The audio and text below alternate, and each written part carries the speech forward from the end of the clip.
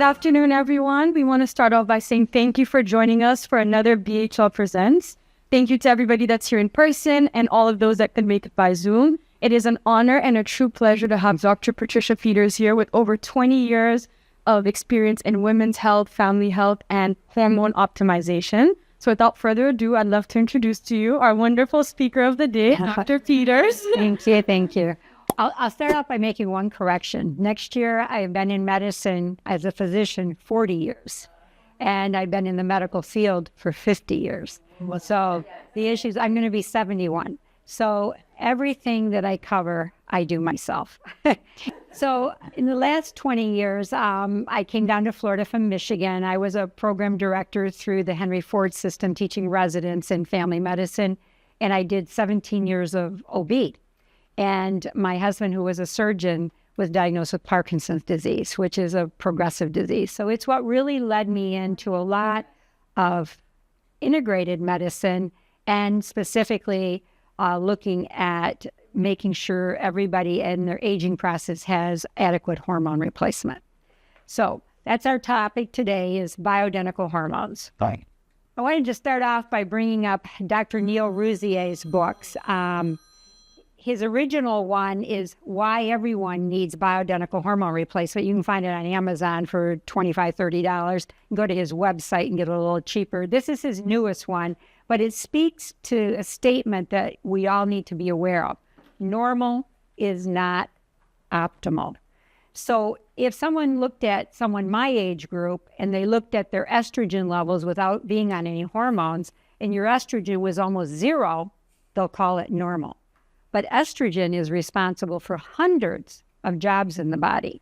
So again, normal isn't optimal. And we want to optimize all of our hormones. It isn't necessarily that you're going to put it in a pre-pregnancy level, but we want it in a level that prevents disease. And that's the point. So we need to start off by understanding what women go through, because we do go through life stages. Premenopausally, you're having regular ovulating cycles, unless somebody has a problem with anovulation around polycystic ovarian syndrome or something of that nature. But in general, you should be having regular ovulating cycles. Premenopausal is that transition where certainly cycles can start to become irregular, and women are anovulatory, but they still are producing enough estrogen.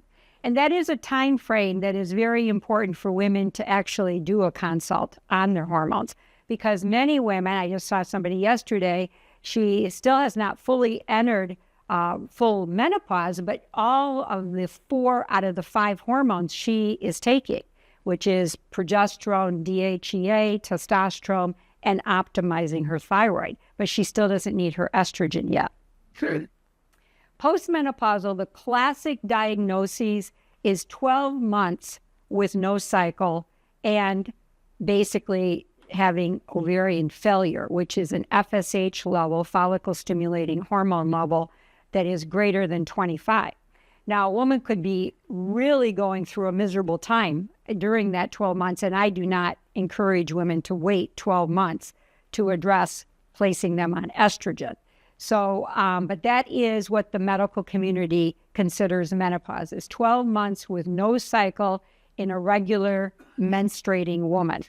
So, and no other diagnosis. No, somebody that does not have PCOS or any other factors that would influence their current hormone status. So postmenopausal, 12 months of no menstrual cycle. Usually women are anywhere from 51 to 55. That's the bulk of women. But you can have women as young as 40. So it's not considered premenopausal if you enter menopause at 40.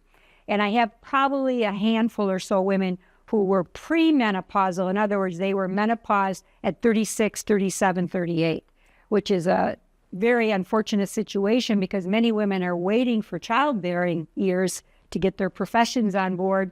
And the one particular lady, she is fully menopausal. She didn't have children. She wanted children, but she's already in menopause. So what happens when estrogen goes low? Well, in theory, they feel that those hot flashes are probably stimulated by the drops in the estrogen.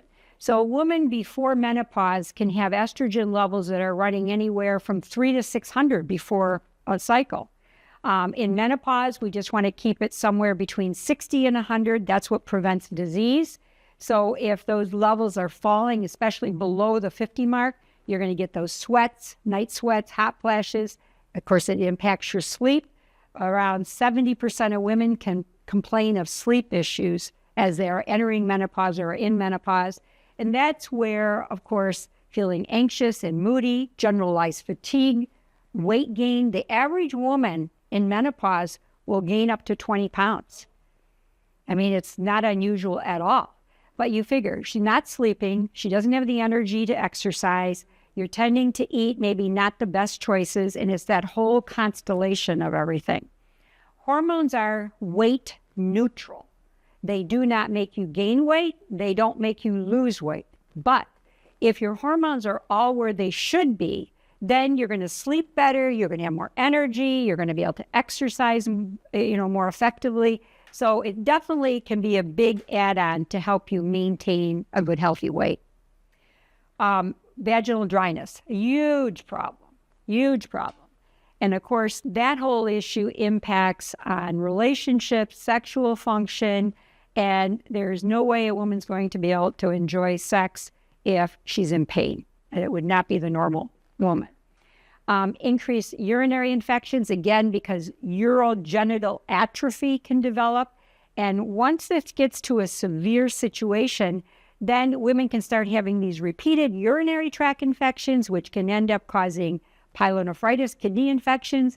Every day in this country, ERs are having women admitted from nursing homes with urosepsis. So these things lead to death, and all of it preventable. That's the saddest piece of all of this, is that every one of these things are preventable.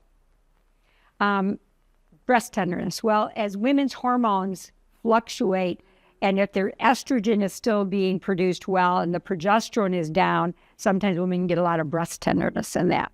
As we do replacement, some women can feel a lot of breast tenderness, especially if replacement is started after somebody's been in menopause for a few years.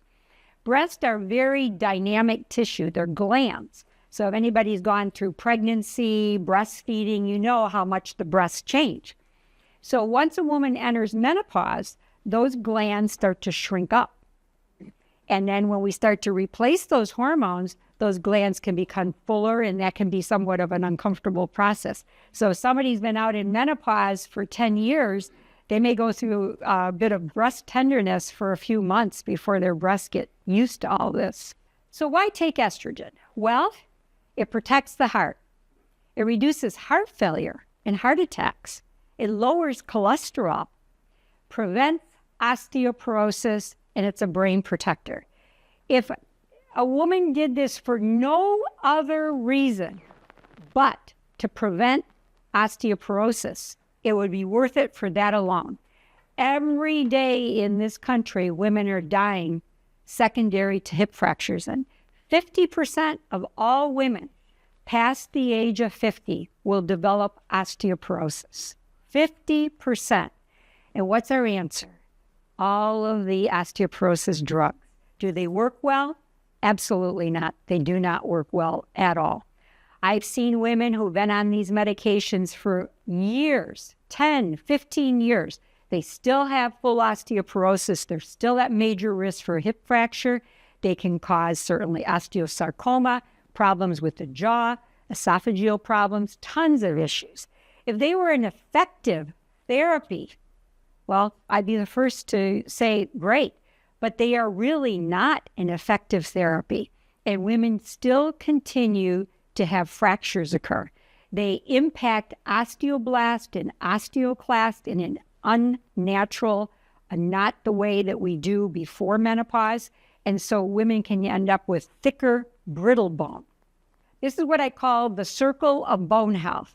If every woman in this country had this given to them from the time that they started menopause, we would eliminate osteoporosis. That's the saddest piece of all. But it's a multi-billion-dollar industry, multi-billion-dollar. Some of these drugs, when women are placed on them, could be $30,000 or $40,000 a year. And it's just sad, sad, sad. My grandmother was the typical lady of her era, had a hysterectomy in her 40s. She developed severe osteoporosis, hip fracture, back fractures, and finally one killed her. That's my father's mother.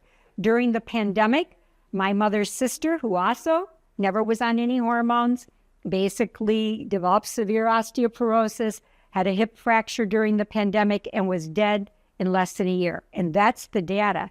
The life expectancy of an elderly woman after a hip fracture is less than 2 years. Cool. So the bottom line is this alone should drive every single woman to want to correct these hormones. But it isn't just about one thing. It's about the entire pie. So from correcting your DHEA, progesterone. So in menopause, this DHEA level can go down to 5 or 6. I've seen women that low. Progesterone will be 0. You don't produce one single bit of progesterone once you enter menopause. It's 0. It only comes from ovulation. I've seen women, they're 0 on their testosterone. And of course, estrogen can be down less than 5. And then calcium, you can eat it. You don't really have to take a lot of calcium supplements. You can get it through green vegetables, yogurt, cheeses, all of that. Magnesium is almost impossible to get enough by our dietary. So everybody past the age of 50 needs to take a good amount of magnesium. If you have no osteoporosis, you could get away with 500 milligrams a day. If you have osteoporosis, you should be taking a good 1,000 a day. Now, how do we do any of that? Well, there's all kinds of forms of magnesium, and I tell patients, take whatever agrees with your gut, because that's the biggest scenario. In general, if somebody has constipation, I tell them you can do it with citrate. They've got nice little powder products, and there's a ton of ways we can get magnesium. And then if they have normal bowel movements, they can get it in the glycinate form that has the least amount of loose thing. Complete minerals. When we say that, we need a whole complement of minerals. So you need a good multi or a good product that is giving you all your minerals, zinc, selenium, all of these, manganese, all these trace minerals. If somebody has osteoporosis, then I usually will offer them, if they want to go on a mineral called strontium. Strontium has had a lot of controversy, but I think overall it's a very safe mineral. But if it's done, it should be done in a dosing of 950 milligrams, and it shouldn't go over the amount of calcium that you're taking, and it shouldn't be taken with calcium. So there's just some specifics on that. And then vitamin D. Vitamin D is a hormone. It is not a vitamin. So vitamin D is a critical hormone in bone metabolism. So basically, for anybody who's got that beautiful melanin in their skin, they're going to have much lower vitamin D levels because they're not going to absorb from the sun. And in fact, to get enough at all from the sun, you would have to bake from 10 to 2 every day in the sun. And then you're probably going to get skin cancer doing that. So in fact, there's always been this thing I've seen with my colleagues of, somebody will be 100 or 110 and their doctors told them, stop your vitamin D, it's toxic. Well, we don't really know what that toxic level is, and it's probably tremendously higher than that. Because before the pandemic, I was at the University of Miami. We were doing a conference there with Dr. Mitchell from Grady Trauma Center. So there was probably 900 physicians. And he goes, how many out there have seen vitamin D toxicity? Nobody. How many have vitamin D deficiency? Everybody. And in his trauma unit, he gives $50,000 a day for the first 7 days his patients are in the trauma unit. And he has some of the best outcomes of trauma in the country. So basically, you want a good quality vitamin D. There's a ton of sort of bad products out there. They just don't absorb well, and you want to check your blood levels, and you want your blood level between 60 and 100. In fact, during the pandemic, what we did, there was a study that was run on pooled data of 100,000 patients entering the hospital with COVID. If their vitamin D level was between 60 and 100, it statistically reduced their chances of going to ICU and dying. So that's a huge thing. Saudi Arabia, they did a study in looking at women diagnosed with breast cancer, and these women are in burqas, so they basically are not getting any sun exposure. If their vitamin D level was in the upper quartile, there was a 40% reduction in invasive breast cancer. So it's really important that we concentrate on completing all these pieces of the pie. Hot flashes. Well, hot flashes are never going to kill a woman. And that's what may lead somebody to see a doctor. But the issue is, the reality is that we can get rid of those. Now, I don't know if I'll be off camera, but I just recently had a rep, and I never get reps coming in the office, but they were sitting in the waiting room, and the gal said, Dr. Peters, she's waiting for you. So I thought she was a new patient. So it's a drug rep, and they're promoting this, as you can throw it away, this particular drug. I'm not going to get the name of it, but it's for relief of hot flash. Oh, Lord. Now, I said to them, does it reduce vaginal atrophy? No. Does it help bone loss? No. I said, does it make them sleep better? They'll sleep better because won't have the hot flash. So I guess we can give them maybe that one. I said, okay, so what's it cost? She said, well, if they have insurance coverage, it's only $50 a month. I said, okay, but I got a lot of patients don't have insurance or bad insurance, which is most people. $500 a month. $500 a month for a drug that, quote, and you have to monitor liver function and all the myriad of things.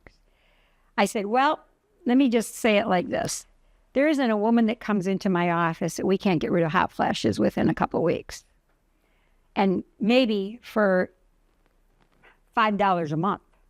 I said, so she said, so you don't think you'd ever try it? I said, I don't see anything you're telling me that would ever make me want to try this drug. But this is what we're faced with.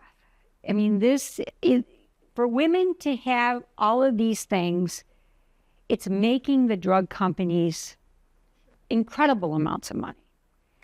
But I have to blame my colleagues. I mean, it's our job to investigate what is the good, the bad, and the ugly. And it's not that everything is bad. We need different meds. I mean, we've made great strides in leukemia and all of that. But in regard to aging and women's health, we are just abysmal. It's very sad, very sad. So proper estrogen levels will eliminate hot flashes within a week or so. You need to be above 60 on the blood level. Alcohol, caffeine, tobacco use, all of that can worsen it. But $1.8 billion are lost every year due to missed days at work. I mean, what a way we can save money. Vaginal atrophy and dryness. This is a huge problem, huge. Painful sex. I've had patients come in, they have not been able to have sex with their partner for years. There's not too many male partners that are going to want to live as a brother. And I mean, I'm very frank with patients that if this is what's occurring in their relationship, I mean, their chances of this relationship falling apart is going to be huge. And I've had women come back to me after being on therapy for a few years that have said, if I had been on this back at the beginning, I probably wouldn't have ended up divorced. Because you'll see women, they could have been married for 30 years, and this just destroys their relationship. So when you see a lady that comes in and they have severe vaginal atrophy, there is literally no physical way that they can engage in sexual intercourse. And so basically, our data tells us, and what I have seen is once you start the full replacement, and on those particular ladies, I will give them a topical estriol, and within the worst of cases, 6 to 8 months, you can restore all of that tissue back to normal, which is amazing when you see this happen. And it is life-changing because these women are also getting UTIs. They have a lot of pain. I've seen them come in with ulcerations and cracking. I mean, this is just a completely unacceptable situation. Sleep. Well, 40% of women from 40 to 55 will have sleep issues. Certainly one of the greatest of our core of hormones that help sleep is progesterone. Very few women will have the opposite effect. Occasionally you may get somebody that says, oh, I take it and I can't sleep. I'd say that's probably 1% of even that, because the vast majority of women, giving them progesterone has a very positive impact on their sleep. And the one thing that I see often is the fear of use of the doses with progesterone. I've been doing this program now down here for 20 some years. I know my charting system I have out of my home office will hold 3,000 charts, and I've purged it twice. So the issue is I've seen thousands of women, and I would say that the majority of my ladies are on 300 to 400 milligrams a day. And there is no negative with progesterone. We can clearly say that because we use it for the last 50 years in a very high-risk group, pregnancy. Every woman who goes through in vitro fertilization has been given progesterone, injectable, IM. Now they're doing it probably a lot with the vaginal suppositories and that, but progesterone injectable was the standard. And so you cannot give in that first trimester of pregnancy anything to that pregnant woman that could harm that baby, because you're going to see the outcomes. We know that from the story of thalidomide, where those children were born without arms and legs. So the issue is, what do we know about these kids that their moms took progesterone during pregnancy? They have higher IQ testing than their age-matched population groups, which is incredible. But all the time, I get calls from the pharmacy. Oh, Dr. Peters, this dose is above the standard. I said, it's the dose I want. Give them the 400 milligrams. That's what I'm ordering. I even had a pharmacist, Publix out in Boca, that refused to fill it. I said, you should have been refusing to fill the opioids that killed 500,000 people, but you're refusing to fill progesterone? Yeah. I said, give the script back to the patient, who happened to be a physician herself. And I said, go over to Costco or whatever and get it filled. And then I called the supervisor of Publix I said, she has no legal right to make that kind of decision. Pharmacists are legally licensed to dispense. Physicians are to prescribe. I cannot dispense. That's illegal. They cannot prescribe. And that was somebody making a prescribing decision. Uh-huh. So that the data is very clear on our roles in all of that. Testosterone therapy for women, a very important thing, especially because many women eventually in menopause, their levels go down to 0. And 0 means you're going to start to convert all your muscle mass to fat mass. You get more belly fat, all of that kind of thing going on. So certainly everybody always thinks about testosterone in regard to just libido, but it has a lot more jobs than that. It's a heart protector. Back a few years ago, they got published an observational study specifically on men, and looking at men who were given testosterone, and then they came up with a conclusion that it had increase in stroke and heart attack. So this is the caution you always have to have with observational studies. When it was peer reviewed, there was an 80% error rate in how it was set up, because we have hundreds of random controlled double-blinded studies that show the benefit. So that needs to be just completely thrown out. You'll still have doctors who will still think that situation, but that was a very, very bad study that got published. So when somebody is taking testosterone, and specifically for men, we know this, it raises something called nitric oxide. And nitric oxide is a vasodilatator to the heart. So this is all a good thing. In fact, if you place a man on a statin drug, you'll knock his testosterone by 50%, and that alone raises his risk of a heart attack by 20%. So we are creating a lot of heart disease in this country, which is another atrocity. This is not me saying this. The big guys, the John Hopkins, the Stanfords that research this, nobody should be placed on a statin drug without a CT calcium score. Because many, many patients have high, quote, cholesterol, but that cholesterol is being used in their brain and it's not causing any plaquing. So you need to sort out these patients. So therapy with testosterone for women, better sleep, better energy, better motivation, better bones, decrease in brain fog, all of that kind of stuff. So how do we treat menopause? Well, we need 5 hormones evaluated. Women are a lot more complicated than men. So it's always a lot easier for me in correcting the men than correcting the women. So basically, each of these hormones need to be placed in disease prevention levels. And this is not rocket science. This is very straightforward. Estradiol in the blood needs to be 60 to 100. Progesterone should be at least over 15. Free and total testosterone, and this is Quest and LabCorp values. You could vary a little bit depending on a lab.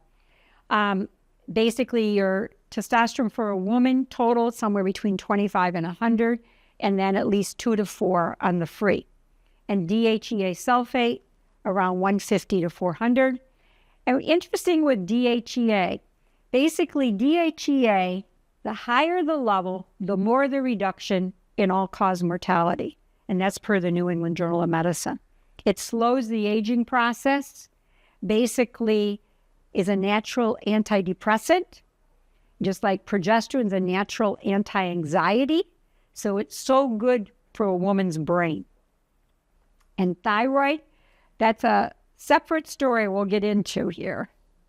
So basically, the goal of each hormone is what I said, and then we'll cover the thyroid. Okay, thyroid, one of the most misunderstood hormones. Most physicians only look at TSH. And if TSH is in the, quote, laboratory norm, then they tell the patient, you're okay. So that's usually between 0.5 and 4.5. The problem is that thyroid stimulating hormone comes from the brain. This is not how much hormone is circulating in your bloodstream. So from the brain, the thyroid stimulating hormone sends the trigger to the gland in your neck. And that gland in your neck produces T4. And this should be in the upper quartile of the lab. How do we know that? By looking at population groups of young, healthy people. We know what these numbers should be. And then the T4 does a conversion to your most active part, which is your free unbound T3. And that is responsible for hundreds of jobs: skin, hair, nails, whether somebody is dealing with a lot of constipation, brain fog, all kinds of things. So it's very, very important that we look at all of these numbers and not just the TSH. How do we want to monitor? Well, at the beginning, we should do monitoring if we can, every 4 to 6 weeks, which usually is a couple times, and then we should be hitting pretty close to goal with everything. Once we have somebody at goal, it's probably a couple times a year we should be looking at these hormones. And I've been doing this program for myself for 20 years now, 20 plus years. So it's a couple times a year. And then have I had to tweak? Yes. Over the course of 20 years, I used to be on 10 milligrams of DHEA. Now I'm on, I think it's 20 or 25 that I'm taking. And how do I judge the increase? Because I saw my lab went down, so I'm producing less, so I have to take more. I made a little bit of adjustment on my progesterone based around some of the factors on my lab work, doing a little bit more dissolvable, a little less on what I'm swallowing, because the dissolvable can absorb a little better than what the gut is absorbing. Progesterone is an interesting hormone in that it has a large molecular size. So basically, it's very difficult for that hormone to properly absorb both from the gut and even via the skin. It's a difficult job. So the highest way of absorption is a dissolvable in the mouth. That mucosal absorption gives the highest level. But by swallowing it, it goes through the first pass effect through the liver and can help to induce good sleep. So I try to give every woman as much as they need to have that they swallow. In some way, you can always tell somebody has a good gut or a bad gut. If that progesterone level is nice and high on their blood, they've got a pretty good gut.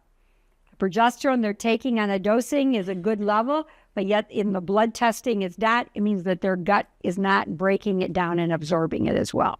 The other hormones don't have that kind of problem. Okay, what do we do for men? Well, with a man that, if I see them initially with no lab, I can't really make much judgment until I actually get all their lab. The entrance of men into andropause is a more progressive issue. So, with women, they have a period, they're having hot flashes, I can be pretty confident if they're of an age that they're in, I can pretty confident that they're in menopause. Men are a little different. You could get men as young as in their 40s, some men that go all the way to their mid-60s before they need any replacement issues. So these are the core lab that I need to look at. So when men enter into andropause, and how do we make that decision? Well, if I see somebody and they're a younger man, they're 35, 40, 45, maybe around the 50 mark, and their level is not adequate, I don't want to immediately place them on direct testosterone. Because if you place them on direct testosterone and they are not in full andropause, you are going to knock down their own production. And that is what happened with the bodybuilders. They started giving all these guys at the gym this testosterone replacement, and now you get somebody at 28, 30 years old and they can't produce testosterone. And they end up having to be on permanent lifetime testosterone replacement. And this is what caused the government to put this under regulatory. Now, it is still happening. These guys are still getting this at the gym. It's crazy. On a man's total testosterone, I aim between 600 and 1,000 with a free that's in that upper quartile on the lab. And you'll have these guys that will push their levels to 10,000. Yeah, they're all really buffed up. But it's a negative issue in regard to heart, and certainly it's going to cause infertility, and basically they're not going to be able to produce testosterone on their own. So essentially, there was for a while a lot of discussion of, if a man takes testosterone, he's going to have an increased risk of prostate cancer.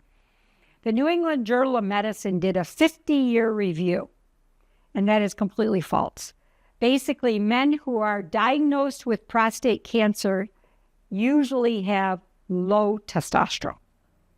So essentially, we don't know yet, but hopefully it'll be the case, replacing men at an appropriate time and correcting their testosterone levels will hopefully give them some protection against prostate cancer. Now, there are clinical studies going on in regard to elderly men that are in their 80s, maybe late 70s, 80s. Hate to say elderly now that I'm in my 70s, but that are in that age group. And basically that they wanted to continue their testosterone replacement, and they're continuing them, monitoring them, and seeing what happens. At this moment in time, if somebody gets prostate cancer, we have to stop the testosterone until they're considered cured of that cancer. Then they can go back on their replacement. Yeah. But the younger man who gets prostate cancer, that's sort of a whole different disease. That can be a much more aggressive cancer. So we definitely do not want to miss men getting prostate cancer. And that is what we see just happen with our former president, President Biden. He apparently was following the protocol of what has been propagated, that men don't need to have PSAs checked after age 70. And they stopped checking his PSA. And that I've seen men come, in fact, Medicare is denying paying it. So I send men over to Life Extension and say, nope, I've got to have a PSA. I mean, this is ridiculous. It's a $30 test.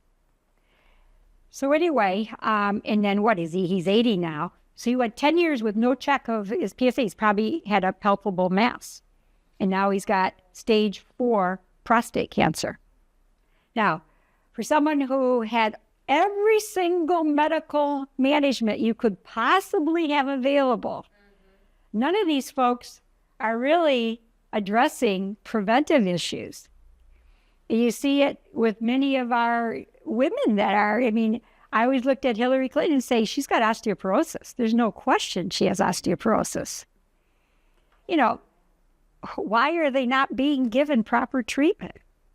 And our current president, he's got cardiac disease. There's no way he doesn't have cardiac disease. Right? So, it doesn't matter if you're the president of the United States. The issue is these things are not being addressed properly by any means. So anyway, so when you look at the replacement, certainly risk of death nearly doubles in men with low testosterone compared with men with optimal levels. It is a lifesaver. And once I have a gentleman come in and see me, they are some of the most loyal patients. They don't want to be without that testosterone, I can tell you.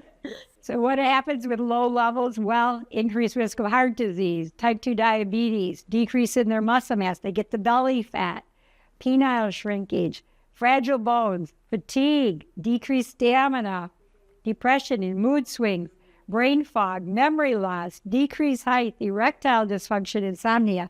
One of my gentlemen once said to me, he was seeing a psychiatrist. He goes, all I needed was testosterone and DHEA. He said, I think the psychiatrist is crazy. He says he didn't give me any of that. I said, I'm not going to go there. But the issue is that because he started feeling so much better, new man. So when I see a younger man that his levels are not optimal, I will start him on human chorionic gonadotropin. Human chorionic gonadotropin has been used in infertility for 50 years plus. We can use it in men and women, and basically it's given at a time frame for a woman to stimulate ovulation, especially before IVF in that.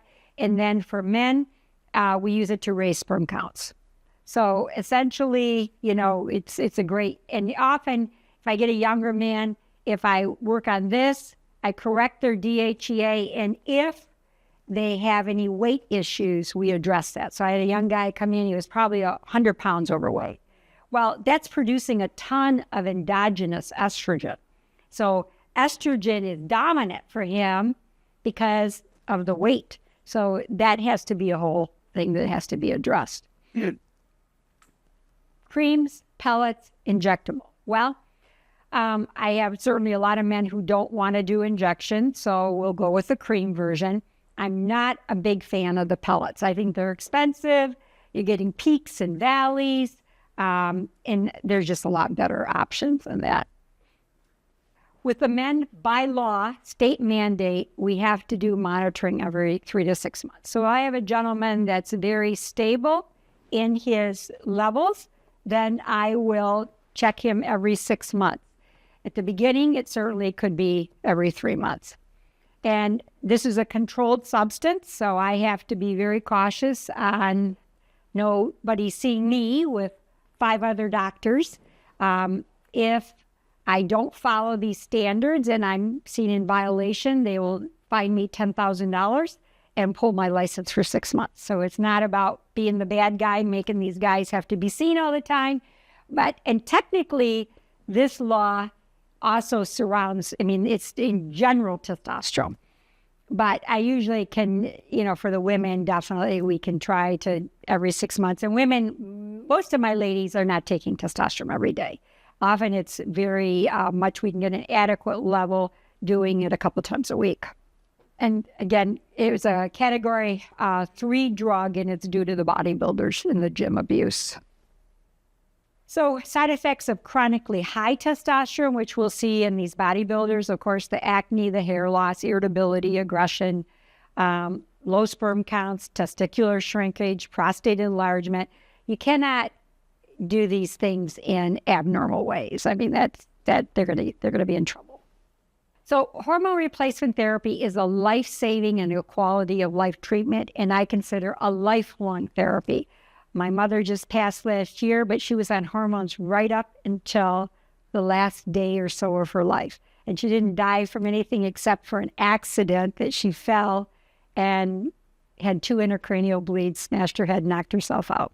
You know, as we age, balance is always an issue. So it's important for women to be aware of their balance and doing things to try to improve balance. And that was what did it with her. But she had she was going to be 93, no osteoporosis, no urogenital atrophy, no pharmaceutical drugs, no hypertension, nothing. So, you know, we miss her greatly. She was a real important person for all of us. But the issue is that I'll see her in heaven again. So appropriate management is needed. And that's the big thing. I mean, I see a lot of folks come in with all kinds of things having been done, but this is not a difficult therapy, nor is it expensive. I mean, you can do most patients' therapy for between $50 and $100 a month total of everything. When you look at the issues of women, the cheapest for estrogen, oral. Now, not everybody can take oral. You have to be a very specific candidate, which is you need to be technically no risk factors of hypertension, no smoking history, less than 10 years in menopause, no genetics for clotting. So you have to be a specific candidate. But if you are, then taking oral, which I take oral, that helps to prevent plaque formation with aging. As it goes through the first pass effect with the liver, it inhibits plaque formation. So I can always talk about myself and some of my family. My brother has stents, and he's had pacemaker and all that. But he's 13 months younger than me, and I have a 0 CT calcium score. So, and maybe some of it is because I have been on oral estrogen for 20 years. That's what the data is telling us. Now, somebody comes in, they're more than 10 years, they have hypertension. Okay, don't be unhappy. We can still do therapy. We can do patch. We can do cream.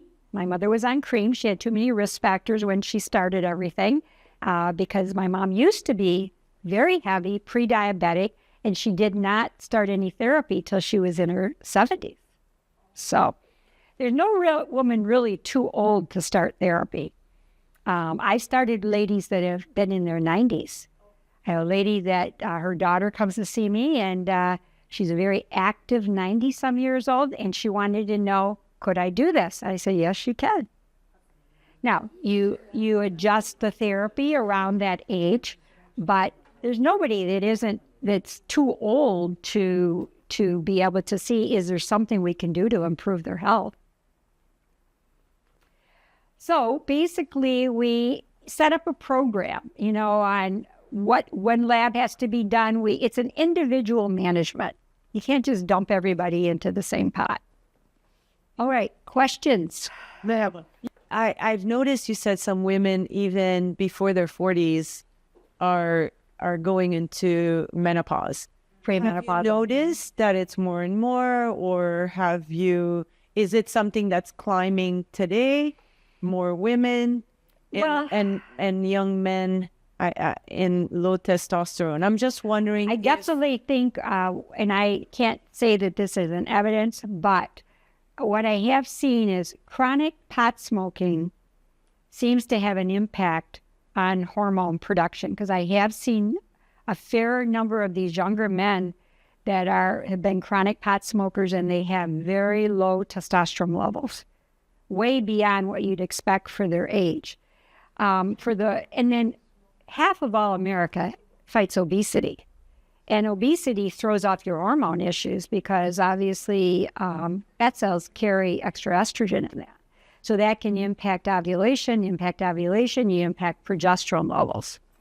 So, and PCOS is 20% of all women. So those women are going to have hormonal imbalances from day one.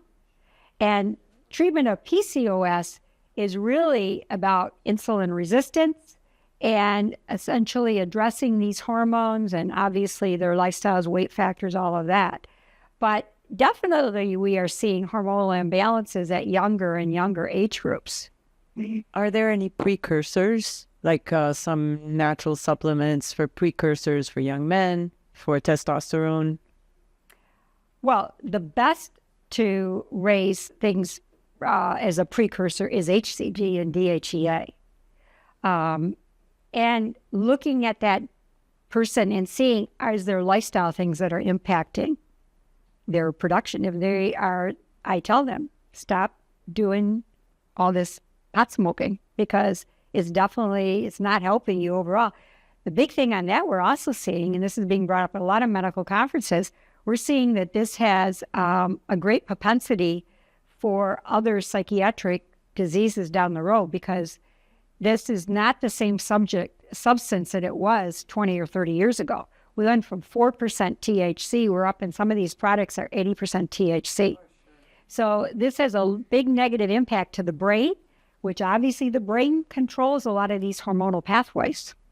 So at what age would you suggest young people to start just doing some, blood work, checking their hormone levels? At what age would you recommend? Okay, I think everybody should look at general lab work every year, meaning a chemistry, a blood count. For women, their ferritin level, their vitamin D, their B12, all of that general stuff.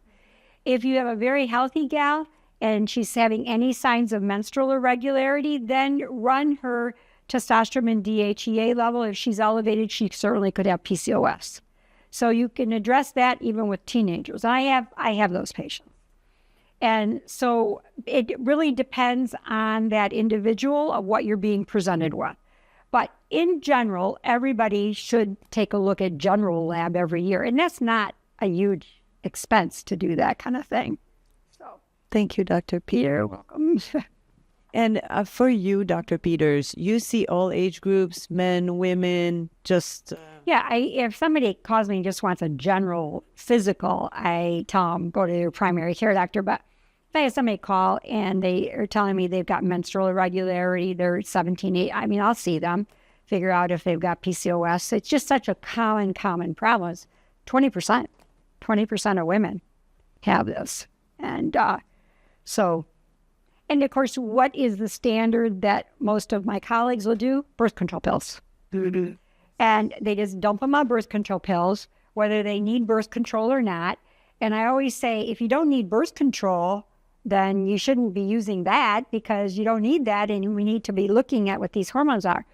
Now, let's say you have somebody that has cystic acne from their PCOS. It may be very reasonable to use that, but we got to remember, when you're on a birth control pill, you completely shut down all production. It means your progesterone's zero, you drive down your testosterone, you drive down the DHEA. DHEA is a big thing for learning and brain. Progesterone is an antidepressant. So what can you see happen with these gals? They can feel depressed. They don't feel right. And so if there's not a major medical reason to use that birth control pill, then, we need to think about these things. But that's just the easiest thing for them to do. Is there some data showing why some women go into menopause at 40 and then others at 50 to 55? Is there any data? Yeah, genetics. You usually will follow the pattern of your mothers. Okay. And when I look at these gals that I have that went into premature menopause, I mean less than age 40, or were very early menopause at 41, 42, if you ask them, when did your mother go into menopause, you'll find a lot of the same history. So there's a genetics around that. Carolina is asking if you can talk about muscle health and perimenopause. Well, perimenopause is a time frame you definitely want to look at all your hormones, because that simply means that estrogen is potentially doing well, but all the rest of the hormones can already be starting to decline. So somebody may still be having periods or maybe having irregular periods, but they may need DHEA, they may need a little bit of testosterone, they could need their thyroids optimized, all of the other hormones. Now, all of that impacts muscle strength. I mean, that's if you look at elderly women that are not on any type of replacement, even if they're skinny, they can be weak. They don't have muscle strength. They can even have a little belly where they've accumulated that. So it's very important on our muscle strength to maintain all of these hormones in disease prevention levels. I was going to ask, would replacement hormones or hormone blocking be helpful for women with abdominal desmoid tumors? Well, I would say the simple answer there is no. You have to deal with whatever a tumor is and what if it's got to be surgically removed or whatever. But the issue is that you would certainly want to look at that lady's hormone levels and see if she needs some correction on things. That's going to be the general case of everything. I guess one thing we could talk a little bit about is breast cancer. Yeah. Okay, what's always been the issue? Oh, don't take estrogen. It causes breast cancer. That is absolutely a lie. The only hormone that causes breast cancer is Provera, clearly shown in the Women's Health Initiative study. There was a 30% increase in breast cancer. Progesterone actually kills breast cancer on head-to-head studies against tamoxifen. So it did a better job than tamoxifen. So why is the women that are getting breast cancer, why are they being held? Well, estrogen is our growth hormone. So if you have a woman has a lumpectomy, you can't say that the rest of the breast tissue is clear for 5 years. So you have to hold all growth hormones. So essentially, what we don't know fully what to do, because we don't probably have enough data yet on this, are women who have said that have chosen to have bilateral mastectomy with implants so they could avoid radiation and chemotherapy. Could those women continue?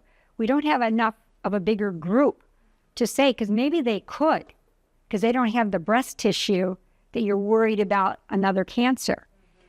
The estrogen didn't cause the cancer. The issue is if they have another cancer still there, then it could add to that growth. So what happens after the 5 years? If a woman's had a lumpectomy and that she still has the rest of her breast tissue, her lifetime risk of getting a recurrent breast cancer is 30%. She's never free. Full replacement therapy after 5 years, including estrogen, I have many of these women, drops it to 15%. Because estrogen and progesterone work synergistically in creating apostosis or cancer killing. So this has been a great misunderstanding, even from oncology, saying this inaccurate information. But certainly, progesterone is a cancer killer. That doesn't need to be stopped. DHEA testosterone really doesn't need to be stopped. And so women are in a great situation of dealing with a bad problem. And this is many women, 1 out of every 8 women are going to get breast cancer. Why is that? These are glandular tissue. They are basically affected by all of our environmental stuff. If you look at the data of Chernobyl and the nuclear fallout, big increases in thyroid and breast cancer in Poland and Ukraine. So the thing is that I've seen families from there that had both thyroid and breast cancers. So the issue is that environmental stuff is huge. Half of our water in this country is filled with carcinogens. So it's really important to have good filtered water. Obesity is an independent risk factor. Cigarette smoking, secondhand smoke. My dad was a chain smoker. He probably smoked 2 or 3 packs of cigarettes a day. By the time those kids are 5 years old, you've smoked 100 packs a day, 100 packs for that 5 years. Well, I lived in Michigan. My dad didn't go outside. It's freezing cold. He smoked inside. We're all there in the car. He's smoking. Everybody's smoking. So, yeah, is ignorance. Daily alcohol. Alcohol is not a health food for the aging body or brain. It's a 60% increase in brain lesions if somebody is a daily alcohol user. Yeah. So it's all of these factors. Colon cancer. Colon cancer is on the rise. It was 1 out of 19. Now it's going probably down closer to 1 out of 15. Why is that? Well, every 5 days, the entire intestinal tract sloughs off like a chameleon. And so let's say somebody's not careful. They're taking all these different foods and toxins and everything. Now this whole system is being exposed to all this. Glyphosate from Roundup still being sprayed on all of our crops. Huge. I come from a farming community. My brothers farm a lot, and they dealt with pesticides and everything. So this is a big thing. You've got other countries in Europe that are doing a much better job of banning high fructose corn syrup. High fructose corn syrup is causing 1/3 of America to develop fatty liver disease. 1/3, including our children. And you look at products, everything's got high fructose corn syrup in them. So we're in a battle. It's a battle about, obviously, for those of us that are entering menopause or menopausal and on, we got to have that baseline of our core hormones. And then, can you do that and forget about everything else? No, it's about our lifestyles, about what we eat, about our exercise. It's about the whole 9 yards of everything. I wanted to know, and many women ask me the same thing, when we're put on bioidentical hormones, is it for the rest of our life? Absolutely. Absolutely. Okay. Your whole life. If somebody told me to stop the hormones, there'd be no way. I'll give a little cute little story. My mom, when she was 90, she had a little TIA. She was out walking, but she had a little problem with her valve, probably through a little clot. So I took her over to Memorial. And when she was getting discharged, I had a young internist come in. I think he's probably 20 years younger than my oldest son. And he goes, Dr. Peters, that estrogen is thromboembolic. I said, only if it's given oral, which is why I have her on a cream. And I said, and those studies go all the way back to 2002, published in Female Medicine, in which they looked at 2,000 patients that had clotting factors, factor V Leiden, protein S, protein C, and they gave them transdermal. And basically there was no increase in clotting. He goes, oh.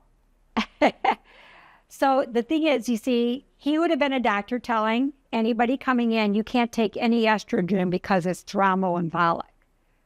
But anybody can have replacement. It just depends on how you're giving it. Patch, cream, oral, or dissolvable. So that's where the medical judgment comes in. But you never have to stop. You shouldn't. You shouldn't. You really shouldn't, because once you stop, one thing alone, your bone loss is going to start kicking in. Remember, 50% of women, and this is a killer. This osteoporosis is a killer. Well, like I said, I've been doing it for myself for the last 20-some years, and I can't even imagine not being on my hormones, because I know what happens. And I don't have any osteoporosis, and it's all throughout both sides of my family. Multiple family members. So, thank you, Jesus. Thank